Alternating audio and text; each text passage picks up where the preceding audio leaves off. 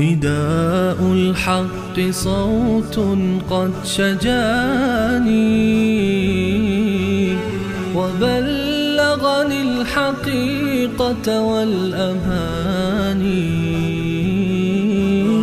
وكان لي السبيل إلى المعالي ونورا للهداية والبيان.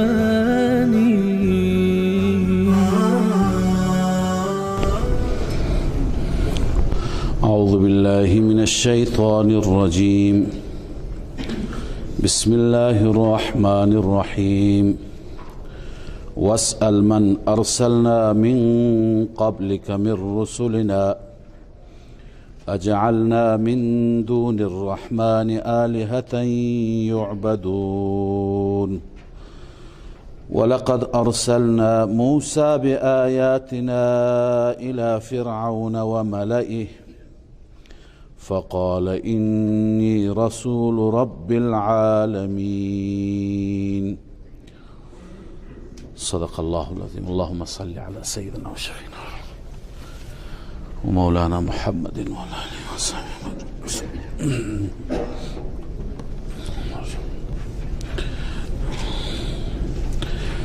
در آیات گذشته در ارتباط با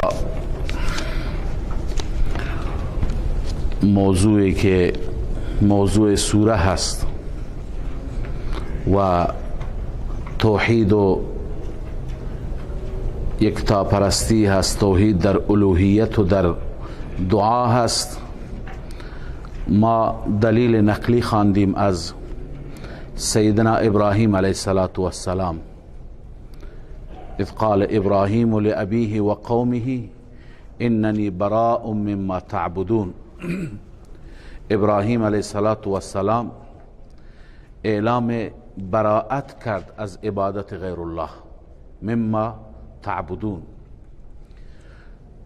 اگر به ذهن شریف باشد در ابتدای سوره هم عرض کردیم که در این سوره برای اثبات این مدعا 4 تا دلیل ذکر میشه، 4 دلیل نقلی. 1 دلیل به صورت اجمال هست، 3 دلیل به صورت تفصیل. دلیل اجمالی همونی که نام هیچ یک از پیغمبران ذکر نشود، مطلق از انبیا، و دلیل تفصیلی اونه که به نام هر یک پیغمبر جداگانه. لذا 1 دلیل تفصیلی گذشت که ابراهیم علیه السلام قومش را دعوت داد. واسأل من ارسلنا، این که خواندیم دلیل نقلی دوم هست، اما این دلیل نقلی اجمالی هست. الله عزوجل می فرماید به پیغمبرش که سوال کن شما از کسانی که ما فرستادیم قبل از شما از رسولمان، از بقیه پیامبران سوال کن. اجعلنا من دون الرحمن آلهه یعبدون، آیا غیر از رحمان خدایان دیگری که پرستش بشوند ما قرار دادیم، تعیین کردیم؟ همه رسول گواهند، همه رسول شاهدند که بغیر از رحمان، بغیر از الله عزوجل هیچ معبودی، هیچ الهی وجود ندارد. پس انبیاء گذشته شاهدند، از آنان سوال کن. خب چطور پیغمبر خدا صلی الله علیه و سلم از انبیاء گذشته سوال کند در حالی که رسول الله صلی الله علیه و سلم در زمان اونها نبود؟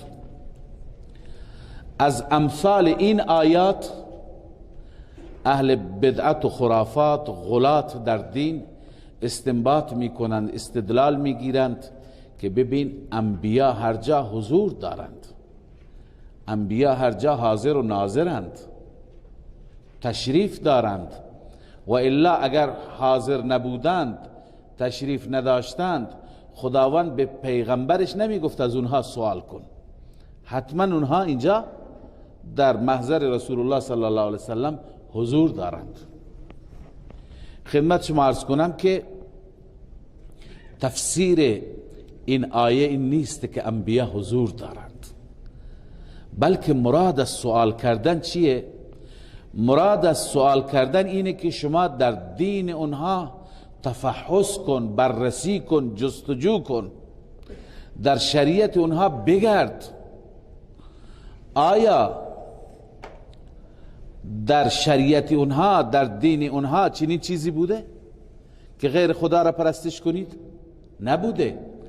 منظوری نیست که حقیقتا از انبیا، اون انبیا که در زمان گذشته بودند از این دنیا رفتند. پس مراد از سوال کردن تفحص، بررسی، جستجوه. این همه علما نوشتند که تفسیر مدارک یا تفسیر نسفی، امام نسفی تو تفسیرش نوشته لیس المراد بسؤال رسول حقیقت السؤال، مراد حقیقت سوال نیست، ولكنه مجاز عن النظر في ادیانهم، بلکه مراد این است که شما در ادیان اونها نظر بکنید، والفحص عن مللهم، در ملت اونها، در دین و آیین اونها بررسی کنید. هل جاءت عبادت الاوثان قط فی ملت من ملل الانبیاء؟ آیا در هیچ دینی از ادیان انبیا مشروعیتی و جوازی برای عبادت بتها وجود دارد؟ برای عبادت غیر خدا اصلا وجود دارد؟ اجعلنا من دون الرحمن آلهه، غیر از رحمان الهی دیگه وجود دارد که یعبدون، پرستش بشند؟ پس مراد از سوال کردن چیه؟ بررسی در ادیان اونها. این یک جواب یا یک تفسیر. تفسیر دوم و توجیه دوم که سلف ما و علماء ما نوشتند اینه که شما از امتهای اونها بپرسید، از پیروان اونها بپرسید، از علماء اون دینشون بپرسید که آیا در دین اونها چنین چیزی بوده؟ چنانچه میفرمایند حضرت قاضی ثناء الله در تفسیر مظهری واسأل امم من ارسلنا من قبلک، ای رسول الله سوال کن از امتهای اون انبیایی که قبل از شما ما فرستادیم، و علماء دینهم، و از علماء دین اونها بپرسید. خب امکان داره اگر از علماء یهود میپرسیدن اونها شرک را تایید میکردن. منظور چیه؟ منظور اون علمای از اهل کتاب که به رسول الله ایمان آوردن، مثل عبدالله ابن سلام، یعنی مؤمنی اهل الكتاب. منظور سوال کنید از مؤمنین اهل کتاب. و هذا قول ابن عباس في سائر الروايات و مجاهد و قتاده. على ای حال الله عز وجل می فرماید این دلیل دوم است. از انبیاء گذشته بپرسید، در دین اونها جستجو کنید، بررسی کنید، کتابهای اونها را بگردید، از علماء اهل کتاب بپرسید اجعلنا من دون الرحمن آلهه، آیا ما بغیر از رحمان، بغیر از ذات مهربان معبود دیگه تعیین کردیم که یعبدون، معبودان دیگری که پرستش بشوند؟ نه خیر. پس اینهایی که پرستش میکنند از کجا آوردند؟ اینا از خود درست کردند. خب این دلیل دوم بود از انبیاء گذشته. حال دلیل سوم از موسی علیه السلام، دلیل نقلی تفصیلی هست از موسی علیه السلام.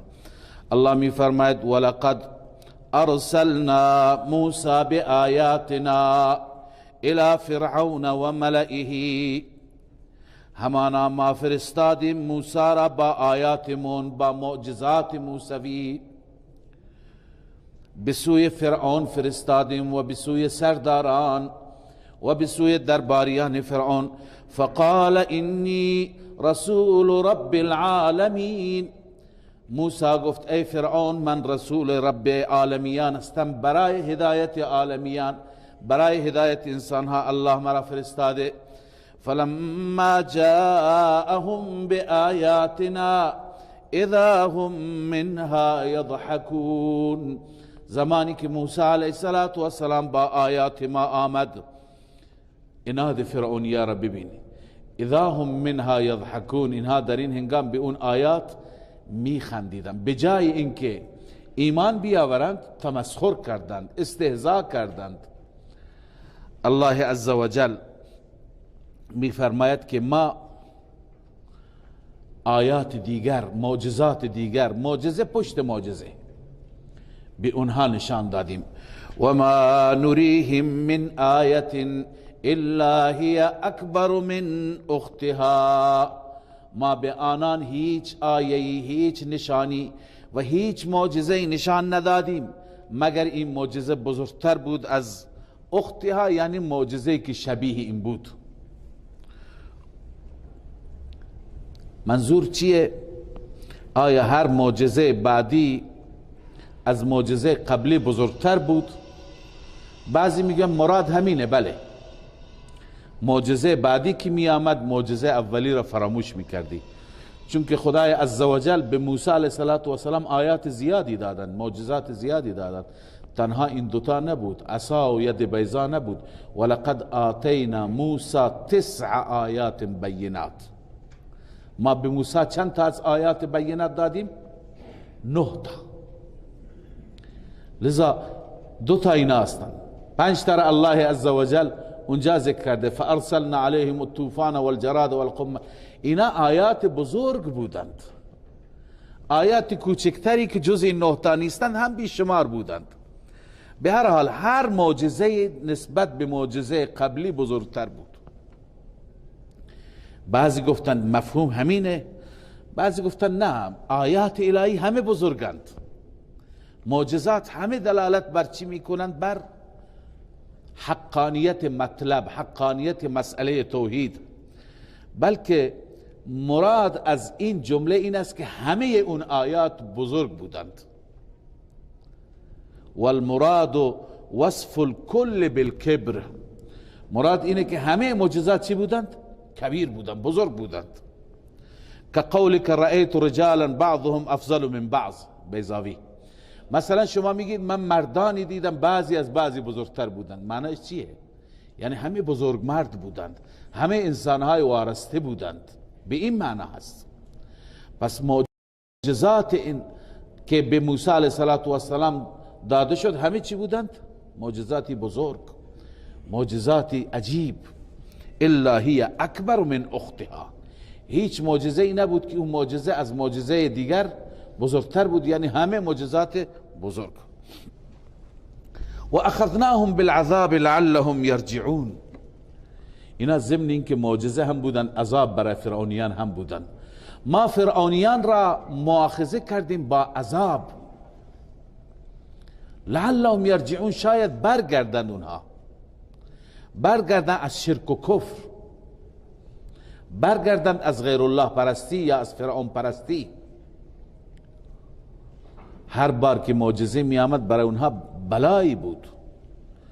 فارسلنا علیهم الطوفان، طوفان آمد، والجراد، ملخها، غورباغه‌ها، خون، اینا هم شپش، اینا همه عذاب بودن برای فرعونیان که آیش را بخوانیم اونجا توضیح میدیم ان شاءالله.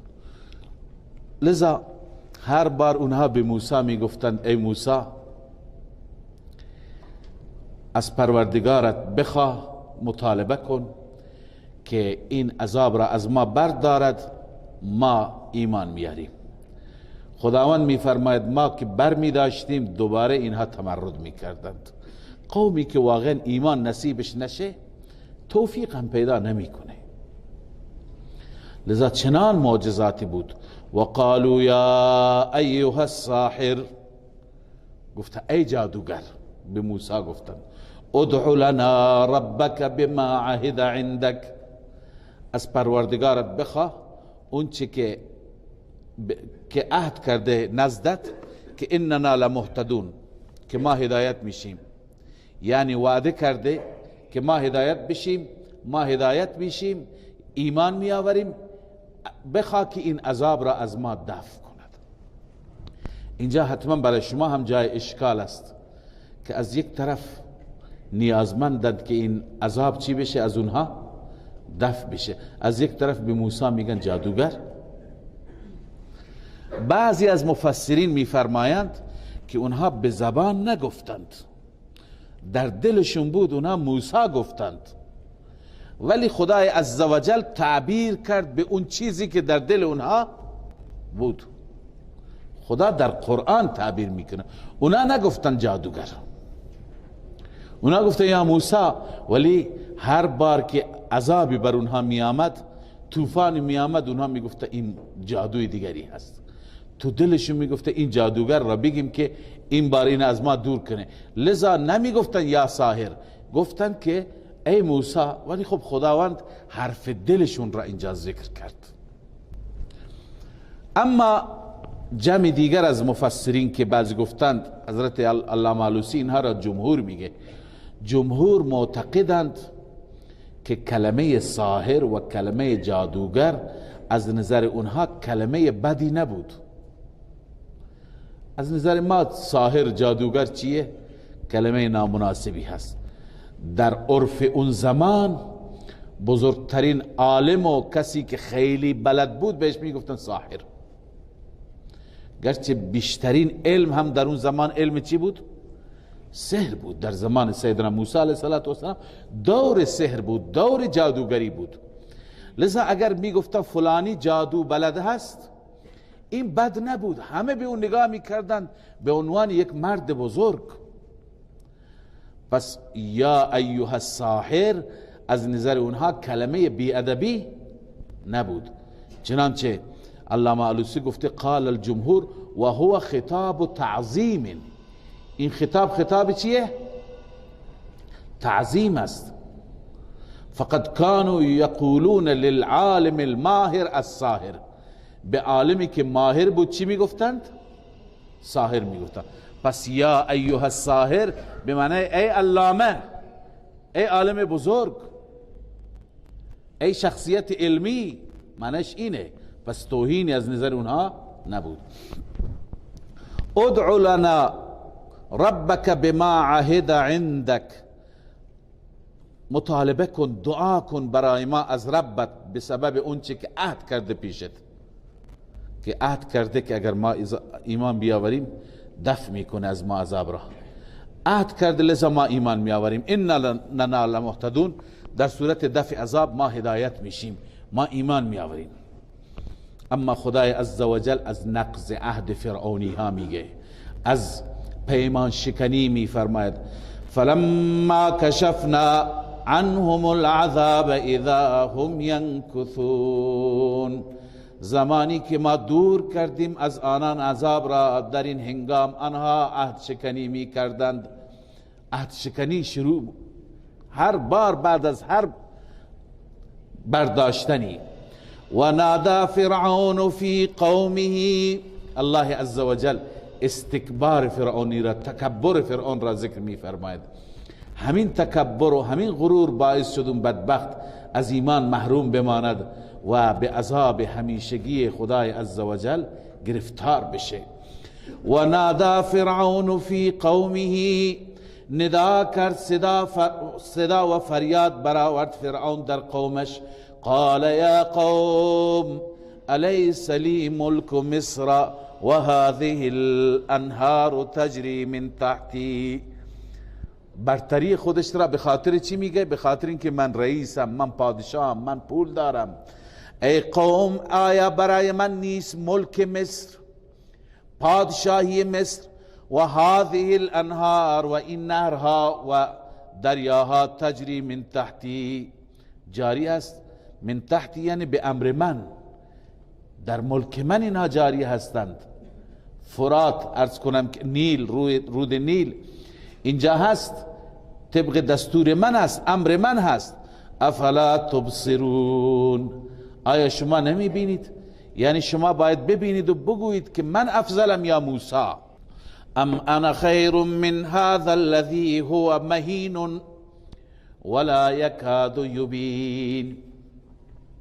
در این آیات ما میتونیم به اون عقیده فرعونی هم پی ببریم که این بیچاره چه دیدگاه پایینی و چه دیدگاه بی ارزشی داشت. میگوید آیا من بهترم از این انسانی که هو مهین. مهین میگه به موسی علیه السلام، مهین یعنی بی ارزش. فرعون موسی علیه السلام را در واقع توهین میکنه. چند تا توهین هستند. یکی توهین قومی هست، دوم توهین شخصیتی هست. مهین بی ارزش یعنی از نظر قومی بی ارزشه، چون که قبطی ها بنی اسرائیل را خیلی بی ارزش میدونستن، برده های خودشون میدونستن، در حالی که بنی اسرائیل خودشون قدردان نبودند. بنی اسرائیل به سبب عملکرد بد و به سبب نافرمانی خدا بی ارزش شده بودند، و الا از نظر نسب تمام پدران اینها انبیا بودند، پیغمبرزادگان بودند. از نظر قومی و از نظر فامیلی هیچ نسبی نمیتونه از اون نسب بالاتر باشه که فرزند ابراهیم است، فرزند اسحاق و یعقوب و یوسف است. الکریم ابن الکریم ابن الکریم ابن الکریم. هر چی که نگاه میکنی نسلشون انسانهای با کرامت، انسانهای با شخصیت. ولی این قوم وقتی که خدا را نافرمانی کرد، ببین چطور ذلیله به دست قبطی ها. الان فرعون اونها را چی میگوید؟ از نظر قومی پست میداند. این عمل کرده. لذا الله عزوجل همان گونه که در کلام زیبایش فرموده هیچ قومی را الله پست و بی ارزش و خار نمی کند مگر اینکه خودش برای خودش خاری نیارد. سرنوشت هر قوم به دست خودش هست.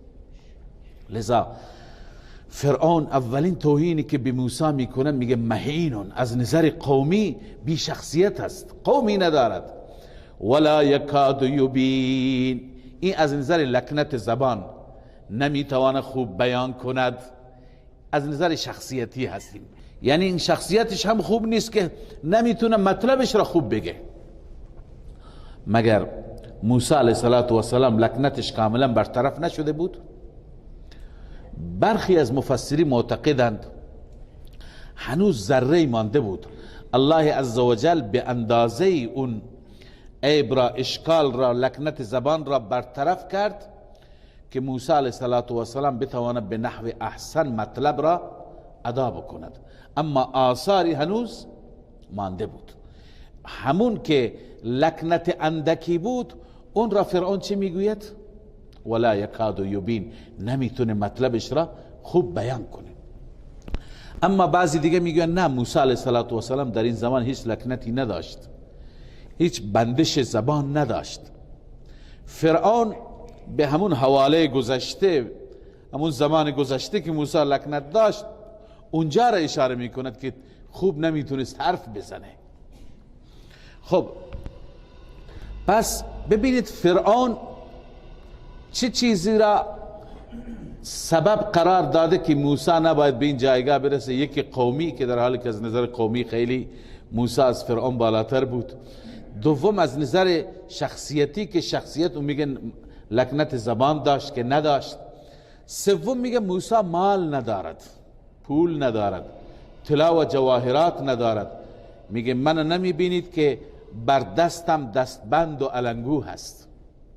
اون زمان رسم این بود، پادشاهان مصر و فراعنه مصر علنگوها و دستبندهای طلایی زیادی داشتند. امروز برای مرد زشته، برای زنان این خوبه، اما در اون زمان کسانی که خیلی سرمایدار بودند از مردهاست و بالخصوص پادشاهان دستبندهای طلایی داشتند، علنگوهای طلایی داشتند. لذا فرعون بیچاره، فرعون احمق نفهم میگه که ببین موسی نداره، من دارم. فلولا القی علیه اسورة من ذهب، چرا القا نمیشه، انداخته نمیشه بر اون، یعنی ندارد علنگوهای از طلا. یعنی اگر واقعا پیغمبر خداست باید وضع مالیش خیلی خوب باشه، چرا ندارد؟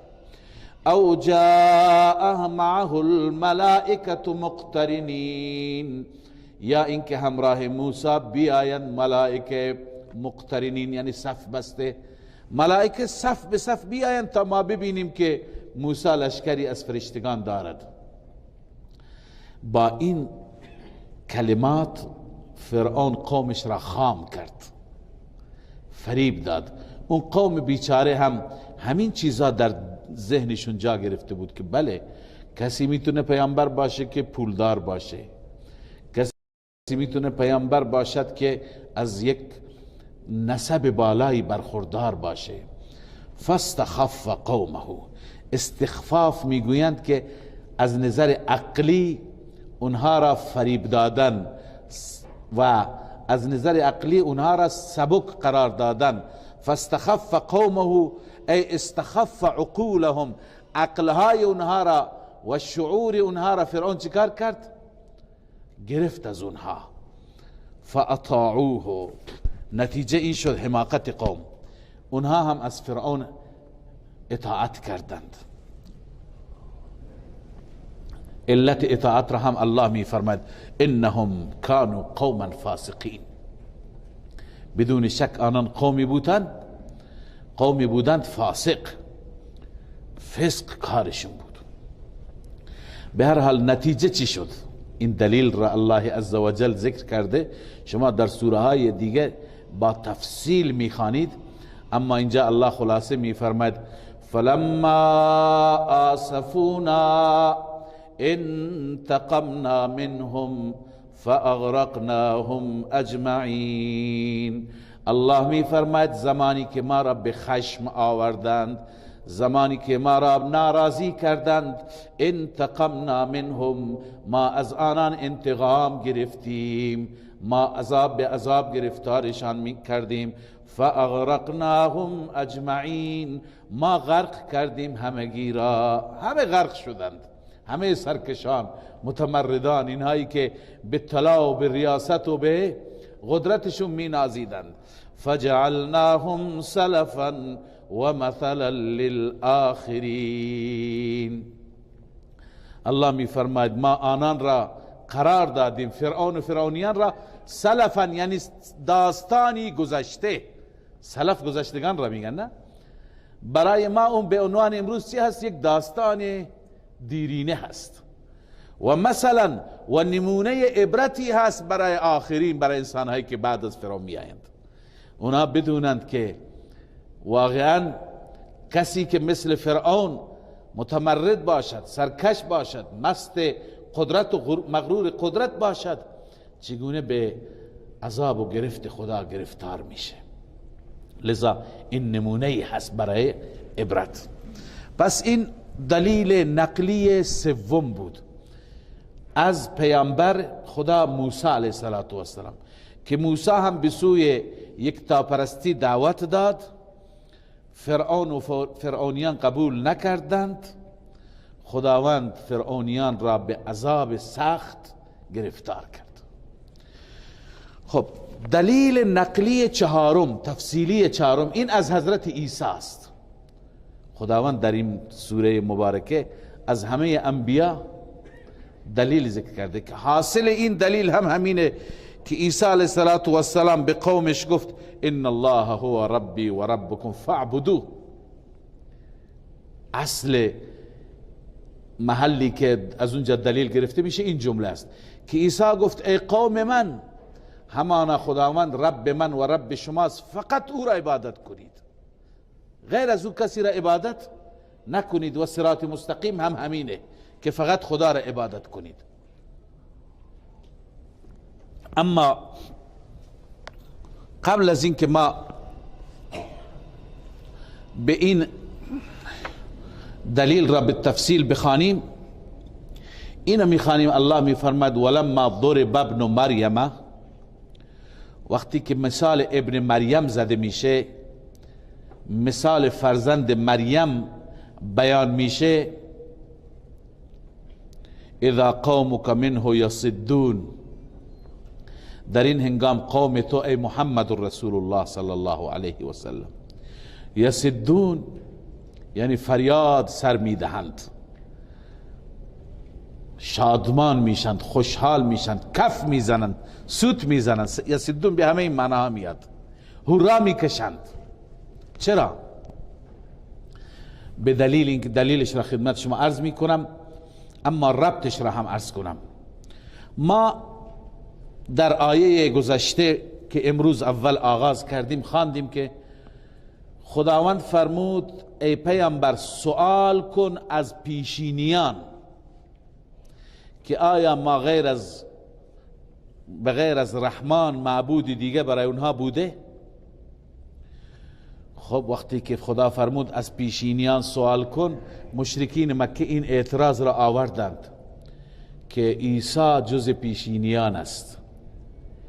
عیسی خودش گفت مرا عبادت کنید، مردم عیسی را عبادت کردند، پس چطور شما میگید در پیشینیان دیگه معبود نبوده؟ الله عزوجل اینجا جواب میده که عیسی نگفت مرا عبادت کنید، عیسی خودش مردم را دعوت داد به سوی عبادت چی؟ به سوی عبادت خدای یگانه. اما بعضی دیگه میگویند وقتی که آیه شریفه نازل شد انکم و ما تعبدون من دون الله حصب جهنم، ای مشرکان شما و معبودان شما که غیر از خدا پرستش میشوند، شما همه در روز قیامت زغال و اخگر روشن جهنم هستید. یکی از سردمداران مشرکین، از رؤسای مشرکین به نام عبدالله ابن زبعری، این عبدالله ابن زبعری گفت که عجب، پس اگر ما و خدایان ما تو آتش هستیم، عیسی هم کسی هست که مردم او را عبادت می کنند، هر جا عیسی باشد ما هم راضی هستیم خدایان ما اونجا باشد. با این استدلالش همه مشرکین سود کشیدند، همه مشرکین کف زدند که ما از نظر استدلال چیکار کردیم؟ برد کردیم. این پیغمبر دیگه جوابی برای ما ندارد. الله عزوجل اینجا جواب میده. جواب اینه که منظور اون خدایانی هست که اونها برای عبادت خودشون راضی هستند. عیسی علیه السلام را الله پرسید که ای عیسی تو گفتی که من و مادر من را عبادت کنید؟ عیسی علیه السلام گفت سبحانک یا عیسی انت قلت للناس اتخذونی و امی الهین من دون الله، تو گفتی من و مادر من را بغیر از خدا پرستش کنید؟ قال سبحانک، وار اله تو پاکی، تو شریک نداری، ما کجا و شما کجا؟ ما یکون لی ان اقول ما لیس لی بحق، خدایا برای من سزاوار نیست، لایق نیست که چیزی که حق نیست من بگم. ان کنت قلته فقد علمت، اگر من گفتم تو میدانی، تو خبر داری من کجا گفتم. لذا الله عزوجل در این آیات متعدد میگه عیسی از اونها نبوده که بگه من عبادت کنید. الله عزوجل همون جایی که فرمود انکم و ما تعبدون من دون الله حصب جهنم، همون جا جواب داد که شما و خدایان شما اخگرهای جهنم هستید. فرمود ان الذين سبقت لهم من الحسنى اولئک عنها مبعدون، آن انسانهای مقدس، آن انسانهای با کرامت و با شخصیتی که از سوی ما برای اونها حسنا و نیکی ثبت شده و نوشته شده، اونها از جهنم بدورند. اولئک عنها مبعدون. لذا پاسخ اونها را الله عزوجل اینجا بیان می فرماید. الله می فرماید ولما ضرب ابن مریم، وقتی که مثال ابن مریم زده میشه، مثلا به عنوان مثال، به عنوان صفت صفت فرزند مریم یعنی عیسی گفته میشه اذا قومک منه یصدون، در این هنگام قوم تو منه از آن ذکر ابن عیسی، از اون صفت ابن عیسی یصدون پایکوبی میکنند، هورا میکشند و شادمانی میکنند. و قالوا آلهتنا خیر ام هو، میگویند آیا خدایان ما بهترند یا عیسی؟ ما ضربوه لك الا جدلا، الله میفرماید این را بیان نمی کنند، این مثال را نمی زنند برای شما مگر از روی جدل، فقط برای جدل، و الا میدونند که عیسی بنده نبوده که برای عبادت خود مردم را دعوت کند. بل هم قوم خصمون، الله میفرماید بلکه اینها قومی هستند جدل کننده، اهل خصومت، اهل جر و بحث.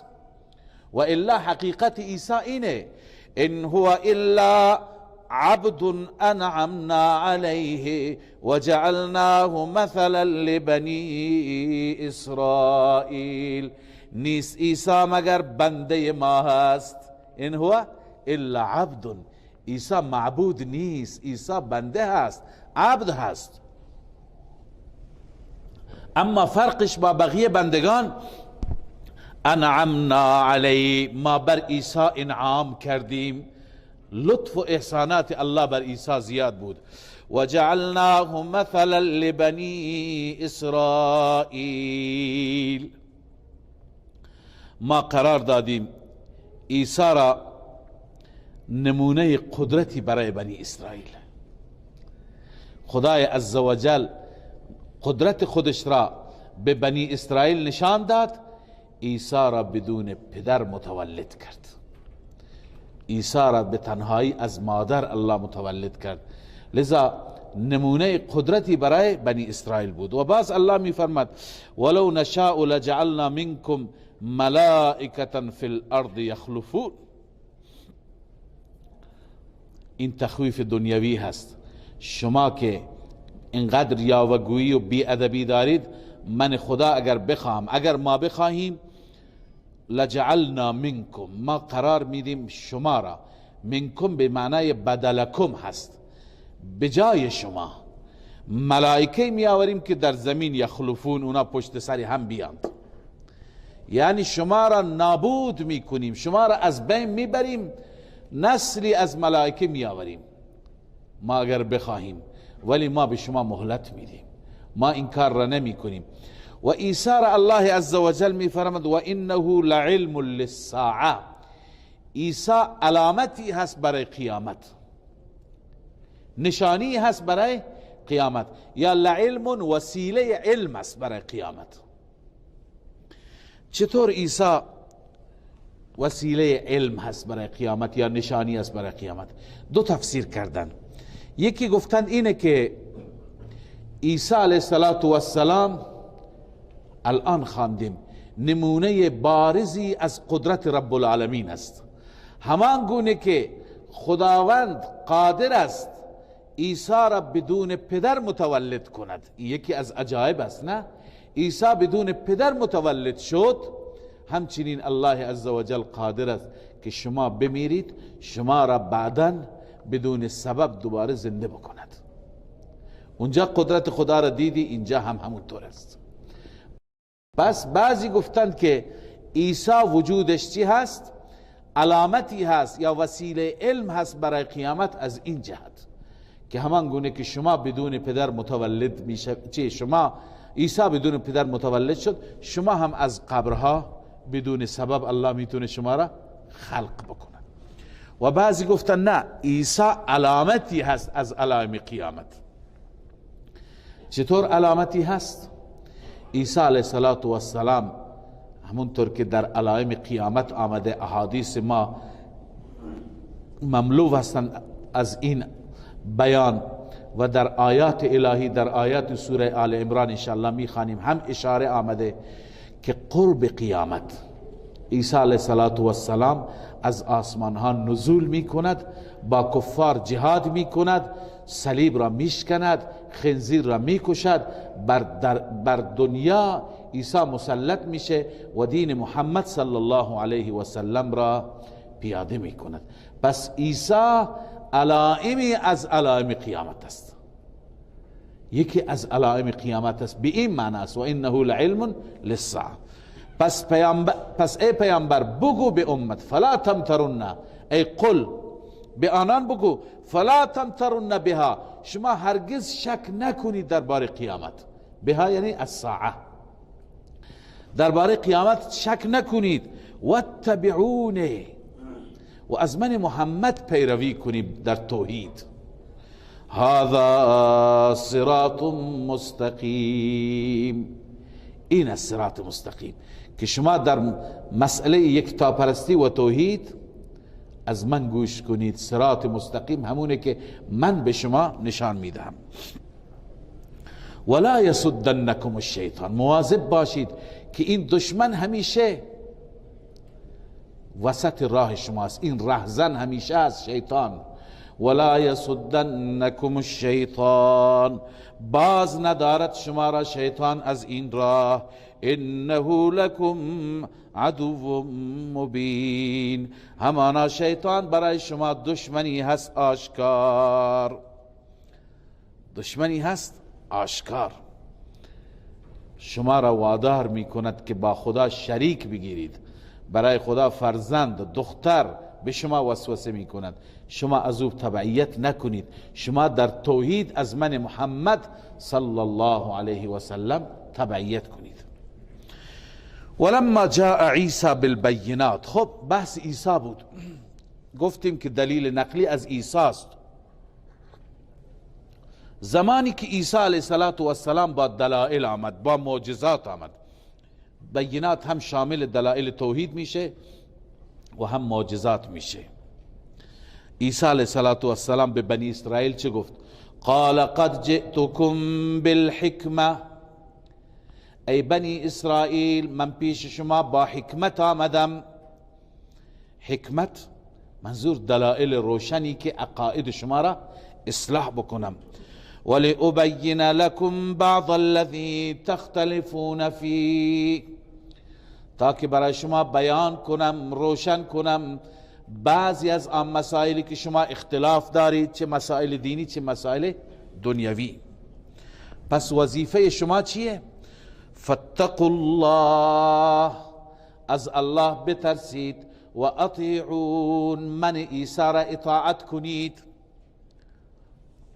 خب من عیسی را شما اطاعت کنید. ببینید دعوت عیسی چیه، پیام عیسی چیه، رسالتی که عیسی علیه السلام حامل اون رسالت است چیه؟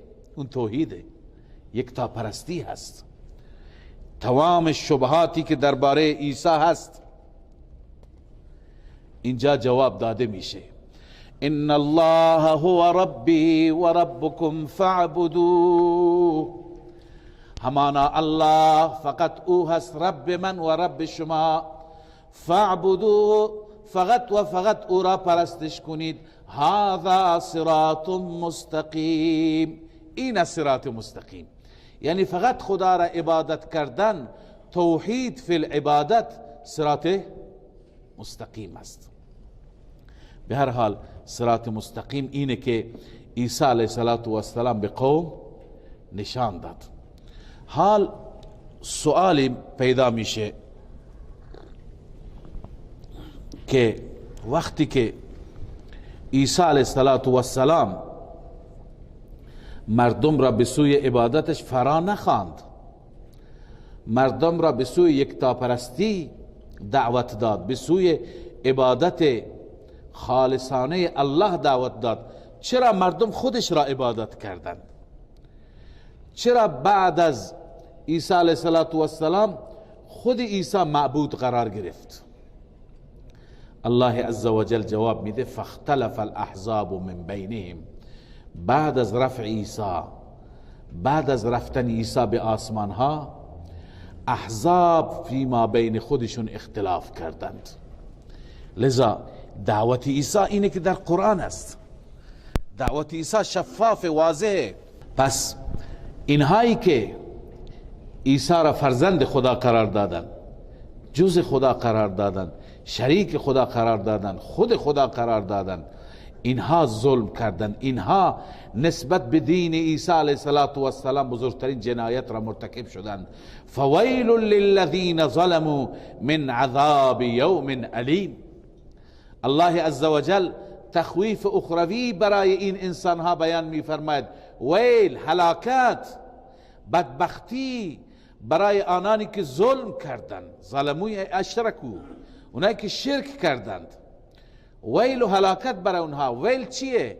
من عذاب یوم علیم. این من بیانیه هست، بیان ویل هست. هلاکت برای اونها، اون هلاکت چیه؟ یعنی عذاب روز دردناک. لذا در اون روز برای اینها عذاب بسیار دردناک است.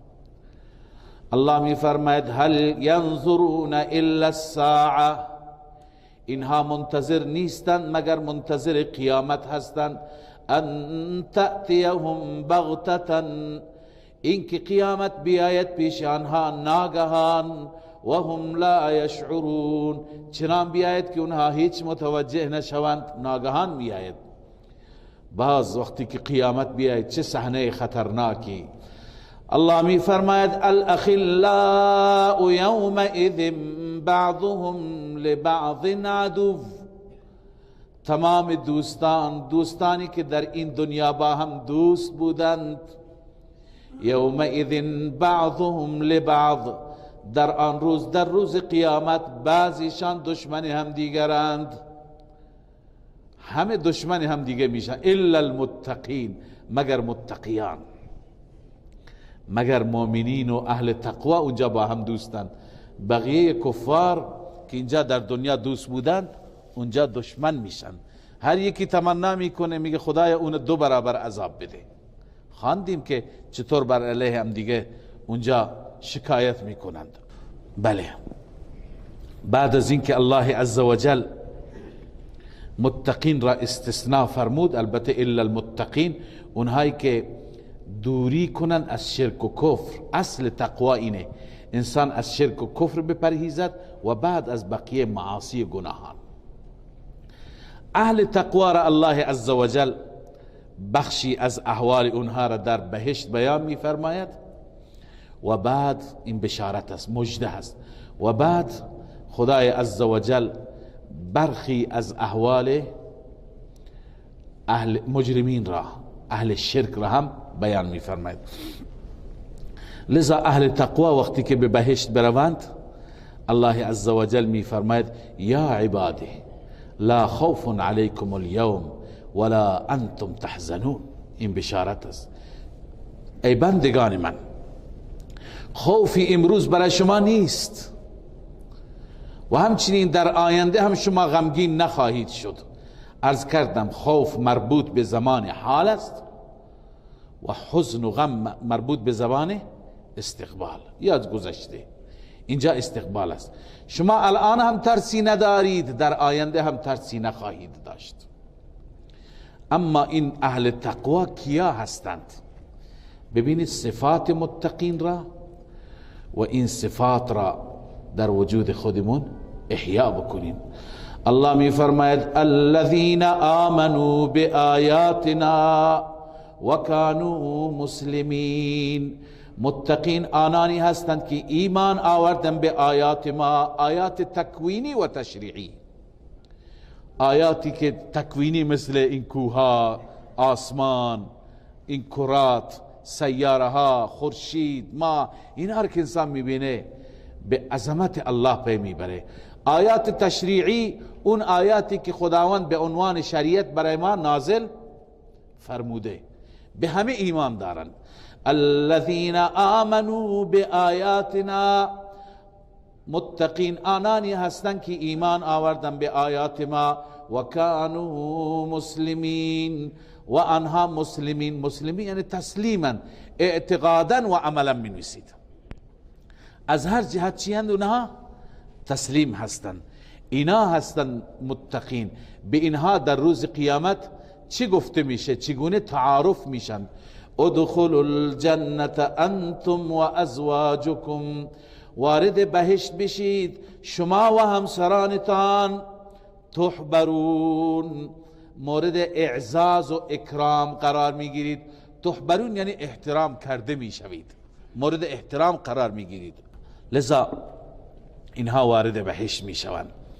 وقتی که وارد بهشت بشوند، یطاف علیهم بصحاف، آورده میشه برای اونها صحاف، صحیفه های، دیس های، سینی های، که این دیس ها و سینی ها من ذهب، جنسشون از طلا هست، و اکواب، و همچنین جام های پر از شراب.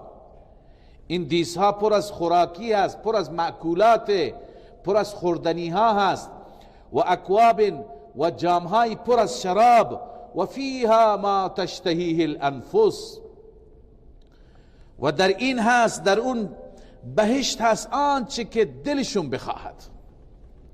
تشتهیه الانفس، اون چیزی که نفس اشتها کند، نفس تمایل نشان بده و تمنا بکند. و تلذ الاعین، و اون چی که چشمها لذت ببرند، یعنی از هر چیزی که چشم لذت میبرد در بهشت به انسان عنایت میشه. هر منظره‌ای که خوشت بیاد به همون نوع منظره را میبینی. حتی در روایت ها هست که روزهای جمعه اهل بهشت میروند یه جایی که اونجا صورت ها هست، اونجا قیافه ها هست. بعضی مردم دوست دارن که مثلا قیافهش این چنینی باشد. اونجا شکل ها و قیافه ها را میبینند، از هر قیافه‌ای که خوششون بیاد قیافه خودشون همون میشه. و تلذ الاعین، هر چی که چشم ها لذت ببرد. و انتم فیها خالدون، و این بهشت، شما در این بهشت به صورت همیشه هستید، برای یکی دو روز نیستید. و تلک الجنة التي اورثتموها بما کنتم تعملون. الله می فرماد این اون بهشتی هست که شما وارث این قرار داده شدید. اما چرا وارث بهشت قرار داده شدید؟ بما کنتم تعملون، این از اسباب دخول بهشت است، به سبب اینکه شما عمل کردید. پس یکی از اسباب عمل شماست. اما من خدمت شما عرض کنم، از آیات متعدد قرآن مجید معلوم میشه که ورود ما انشاءالله به بهشت اسباب متعددی دارد. سبب اصلی و سبب حقیقی فضل و احسان پروردگار است. فضلا من ربک ذلك هو الفوز العظیم. بقیه اعمال شما سبب ظاهریه. خدای عزوجل اعمال شما را ملاک قرار میده، و الا تمام عمل در دنیا 500 سالش هم جوابگوی نعمتهای خدا نمیشه. پس هیچ وقت کسی خودش را مستحق بهشت به خاطر 4 رکعت نمازی که میخواند ندوند. این وظیفه. اون چیزی که ما را انشاءالله به نعمت خدا میرساند چیه؟ فضل الله. همون چیزی که رسول الله صلی الله علیه و سلم هم فرمود که از خداوند فضلش را بطلبید، که هیچ کسی وارد رحمت خدا نمیشه مگر با فضلش. گفتن شما همچنین یا رسول الله؟ گفت بله من همچنین. منم تا وقتی که فضل الله شامل حال من نشه به من هم چیزی نمیرسه. پس این که اینجا نوشته بما کنتم تعملون، این سبب ظاهریه.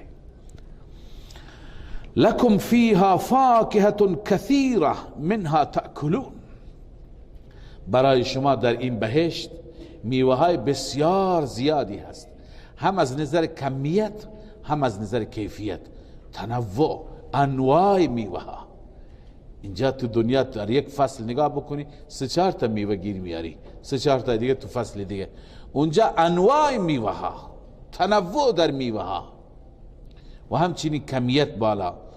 منها تأکلون، بعضی از اونها رو شما میخورید. من تبعیضی است، همه را که نمیتونی بخورید. خب این بشارت بود، این مژده بود. این بهشت الهی هست برای متقین. الله عزوجل همه من و شما را از متقین بگرداند. اما بعد از این الله تعالی تخویف بیان می فرماید، تهدید بیان می فرماید. الله عزوجل نسبت به مجرمین که اونها در عذاب همیشگی و در جهنم همیشگی میمانند الله پناه بده. الله می فرماید ان المجرمین فی عذاب جهنم خالدون، همانا مجرمان در عذاب جهنم همیشگی میمانند. لا یفتر عنهم، این عذاب جهنم از آنها کاسته نمیشه، سبک نمیشه، تخفیف داده نمیشوند. و هم فیه مبلسون، و آنان در اون جهنم ناامید هستند. مبلسون ناامید هستند، هیچ امیدی برای نجات خودشون ندارند، هیچ کسی که سفارششون را بکنن ندارند. و ما ظلمناهم ولكن كانوا هم الظالمین، الله می فرماید ما بر آنان ظلم نکردیم، ذره ظلم نکردیم، اما آنان خودشان بودند ظالم، خودشان بر خود ظلم کردند، در دنیا سرکشی کردند، تمرد کردند. اونجا از هر جا مایوس میشن، آخر مالک جهنم را صدا میزنند، خزنه جهنم را، داروغه های جهنم را. و نادوا یا مالک لیقضی علینا ربک، ندا میکنند ای مالک، ای خزنه جهنم، ای داروغه های جهنم، نگهبان های جهنم، لیقضی علینا ربک، از پروردگارت بخوا که برای ما فیصله بکند. فیصله چی میخوایی؟ بالموت. لیقضی علینا ربک بالموت، از خدا بخوا مر بکشد. تمنای مرگ میکنند، روزی چندین هزار بار تمنا میکند که تمام بشه، نابود بشه. لیقضی علینا ربک، از ربت بخوا، ربت را بگو برای ما فیصله مرگ بکند. جواب مالک قال انکم ماکثون، ای جهنمی ها شما اینجا ماندگار هستید، نه میمیرید نه از جهنم خارج میشوید. لقد جئناكم بالحق ولكن اکثركم للحق کارهون. بعد از اینکه خداوند از احوال تلخ جهنمی ها سخن فرمود، حال روی خطاب به سوی مشرکین مکه، روی متمردین و مخالفین قرآن و رسول الله، الله می فرماید لقد جئناكم بالحق، همانا ما حق را پیش شما آوردیم. حق چیه؟ قرآن هست، مطالب توحیدیه هستند. ولكن اکثرکم للحق کارهون، اما اکثر شما نسبت به حق چی؟ اکراه دارید، نمی پسندید، توحید را نمی خواهید، از توحید خوشتون نمیاد. لذا الله زجر و توبیخ بیان می فرماید ام ابرموا امرا فانا مبرمون، آیا آنها به صورت قطع و پخته یک امری را اراده کردند، میخواند کاری بکنن بر علیه پیامبر ما؟ فانا مبرمون، ما هم به صورت پخته کاری میکنیم. یعنی اگر اونها نسبت به پیامبر ما بخوان تعرضی بکنن، نیتی داشته باشم، ما هم قطعا برای اونها برنامه داریم. ابرام به صورت قطعیت، به صورت پختگی. ام یحسبون انا لا نسمع سرهم و نجواهم، آیا آنها فکر میکنند، آیا آنها گمان دارند انا لا نسمع سرهم و نجواهم، همانا ما نمیشنویم اسرار اونها را، نجوای اونها را، نجوا حرفهای سرگوشی اونها را، حرفهای مخفیانه یا جلسات پشت درهای بسته را ما خبر نداریم؟ چرا خبر داریم. بلا و رسولنا لدیهم یکتبون، الله می فرماید بله ما هستیم، رسول ما، فرستادگان ما پیش اونها نشستند، یکتبون، تک تک را می نویسند. کلمه کلمه را می نویسند، همه توطئه ها را، همه دسیسه ها را، همه نقشه های شوم را می نویسند. اونها اونجا چه مشوره می کنند؟ لذا هر توطئه ای که بر علیه پیامبر ما باشد فإنا مبرمون، ما هم برنامه ریزی می کنیم، قطعا خنثیش می کنیم و بر گردن خودشون وبالی و بدبختی می آوریم. صدق الله مولانا العظیم.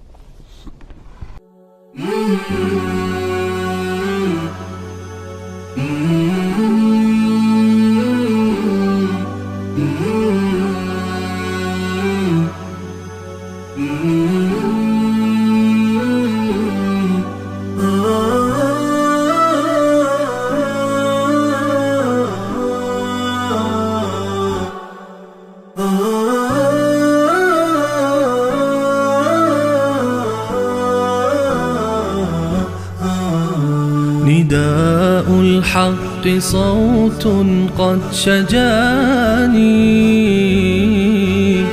وبلغني الحقيقة والأماني، وكان لي السبيل إلى المعالي ونورا للهداية والبيان.